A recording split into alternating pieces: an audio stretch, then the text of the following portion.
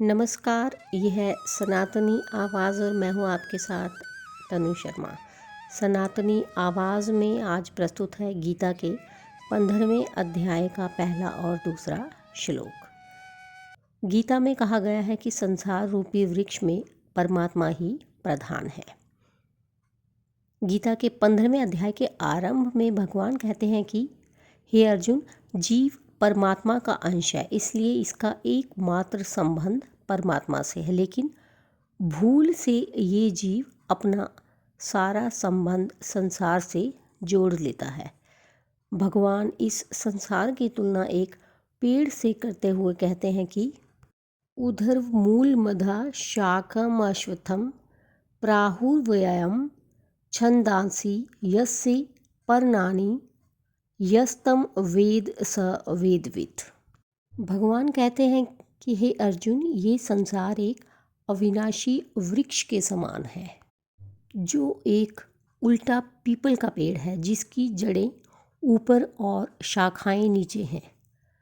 अश्वत्थ का अर्थ ये भी है जो अगले दिन भी एक जैसा नहीं रहेगा, या ऐसा कुछ जो लगातार बदलता रहता है। भगवान बताते हैं कि ये भौतिक संसार आत्मा के लिए एक विशाल अश्वत्थ वृक्ष की तरह है। इसकी जड़ें ऊपर की ओर जा रही हैं, जो भगवान से उत्पन्न होती हैं, उन्हीं द्वारा पोषित और समर्थित हैं। नीचे की ओर फैली हुई शाखाएं भौतिक क्षेत्र के विभिन्न निवासों से सभी जीवन रूपों को घेरती हैं। इसकी पत्तियां वैदिक मंत्र हैं जो अनुष्ठानों, समारोहों और उसके फल का वर्णन करती हैं। ऐसे अनुष्ठानों को करने से आत्मा स्वर्ग में जा सकती है और दिव्य सुखों का आनंद ले सकती है, लेकिन अंततः जब पुरस्कार समाप्त हो जाते हैं तो उन्हें वापस धरती पर लौटना पड़ता है।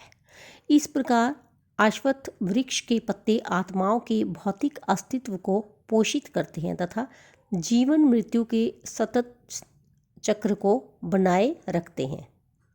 इस निरंतरता के कारण आत्माओं को आदि अंत का अनुभव नहीं होता, अतः संसार का ये वृक्ष रूप अव्ययम अर्थात शाश्वत है। जैसे समुद्र का जल वाष्प बनकर बादल बन जाता है जो पृथ्वी पर बरसता है, फिर नदियाँ बन जाती हैं तथा अंततः समुद्र में वापस चली जाती हैं।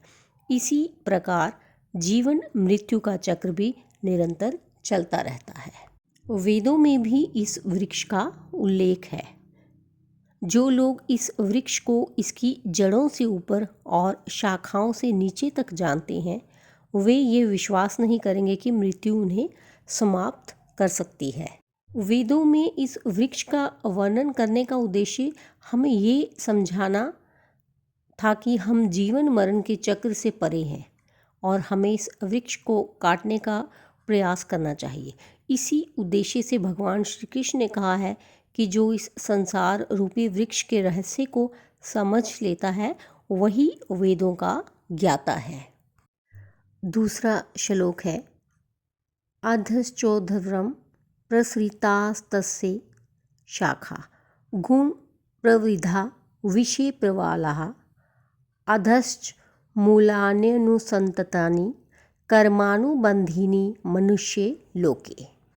अर्थात इस वृक्ष की शाखाएं ऊपर तथा नीचे फैली हुई हैं और प्रकृति के 3 गुणों द्वारा पोषित है।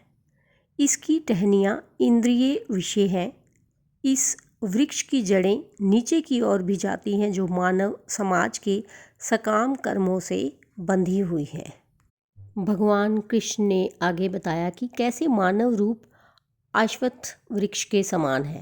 मानव रूप में आत्मा कर्म करती है जो वृक्ष का तना है और इसकी शाखाएं ऊपर और नीचे दोनों ओर फैली होती हैं। आत्मा ने अपने पिछले और वर्तमान रूपों में कैसे काम किए हैं उसके आधार पर उसका पुनर्जन्म होता है।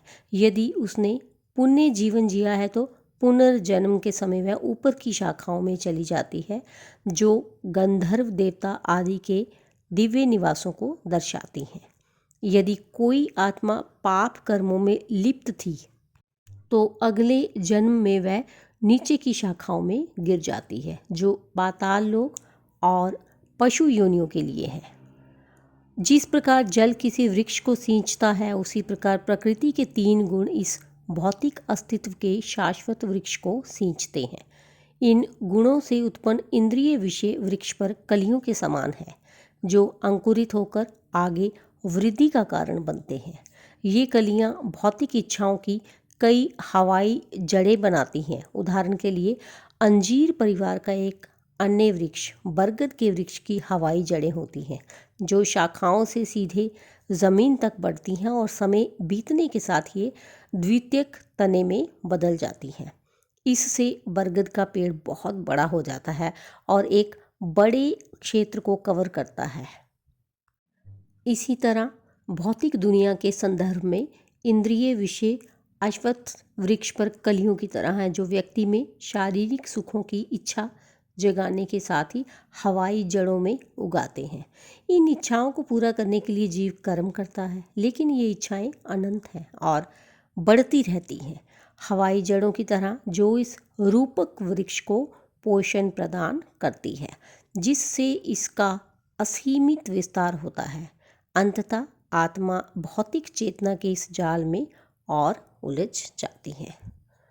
तो इसके साथ ही मुझे दीजिए अनुमति, फिर मिलती हूँ 15वें अध्याय के अगले 3रा और 4था श्लोक लेकर। धन्यवाद।